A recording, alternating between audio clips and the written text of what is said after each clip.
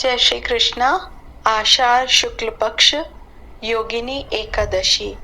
धर्मराज युधिष्ठिर ने कहा, हे वासुदेव, मैंने ज्येष्ठ शुक्ला एकादशी के व्रत का महात्म्य सुना। अब आप कृपा करके आषाढ़ कृष्ण एकादशी का नाम तथा उसके महात्म्य का वर्णन कीजिए। श्री कृष्ण जी कहने लगे, हे राजन, आषाढ़ कृष्ण एकादशी का नाम योगिनी है। इसके व्रत से समस्त पाप नष्ट हो जाते हैं। इस लोक में भोग और परलोक में मुक्ति देने वाली है। यह तीनों लोकों में प्रसिद्ध है। मैं तुमसे पुराणों में वर्णन की हुई कथा कहता हूँ, सो ध्यान पूर्वक सुनो। कथा। स्वर्ग धाम में इंद्र की अलकापुरी नामक नगरी में राजा कुबेर प्रतिदिन शिव की पूजा किया करता था। हेम नाम का एक माली पूजन के लिए उसके यहाँ पुष्प लाया करता था। उसकी विशालाक्षी नाम की अत्यंत सुंदर स्त्री थी। एक दिन वह मानसरोवर से पुष्प तो ले आया, परंतु कामासक्त होने के कारण वह अपनी स्त्री से रमण करने लगा और दोपहर तक पुष्प लेकर राजा के पास नहीं पहुंचा।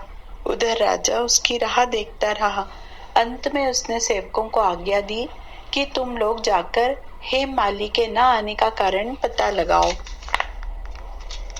सेवकों ने पता लगाकर राजा से कहा, महाराज, वह पापी तो अत्यंत कामी है, अभी तक अपनी स्त्री से रमण कर रहा है।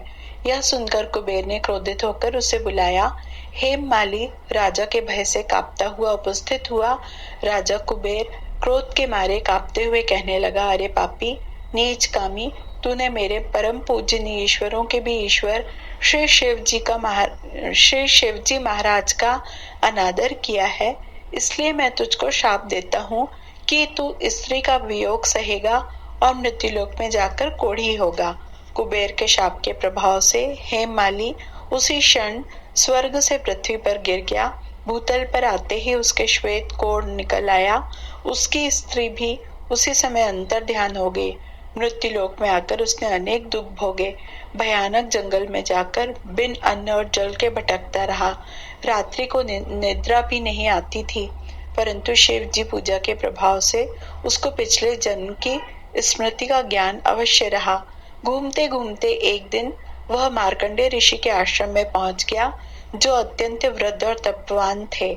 हे माली वहां जाकर उनके पैरों पर गिर पड़ा। उसको देखकर मार्कंडे ऋषि बोले, तूने ऐसा कौन सा पाप किया है जिसके प्रभाव से तू कोढ़ी होकर महान दुख भोग रहा है। हेम माली कहने लगा, मैं राजा कुबेर का सेवक हेम माली हूँ। मैं राजा की पूजा के लिए नित्य प्रति पुष्प लाया करता था।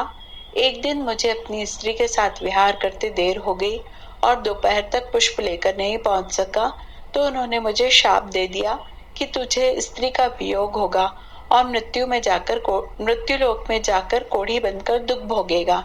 इस शाप से मैं कोढ़ी होकर अत्यंत दुख भोग रहा हूँ, अतः आप कोई ऐसा उपाय बताएं जिससे मेरा यह दुख दूर हो जाए। इस पर मार्कंडे ऋषि बोले, तूने मेरे सन्मुख सत्य वचन कहे हैं, इसलिए मैं तेरे उद्धार के लिए एक व्रत बताता हूँ। यदि तू आषाढ़ मास के कृष्ण पक्ष की योगिनी नाम की एकादशी का विधि पूर्वक व्रत करेगा तो तेरे सभी पाप नष्ट हो जाएंगे। यह सुनकर हेम माली ने अत्यंत प्रसन्न होकर मुनि को साष्टांग प्रणाम किया।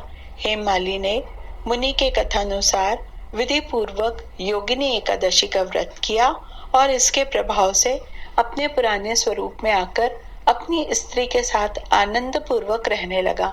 भगवान श्री कृष्ण बोले, हे राजन, यह योगिनी एकादशी का व्रत 88,000 ब्राह्मणों को भोजन कराने के बराबर फल देता है। इस व्रत के प्रभाव से समस्त पाप दूर हो जाते हैं और अंत में स्वर्ग की प्राप्ति होती है। जय श्री कृष्ण।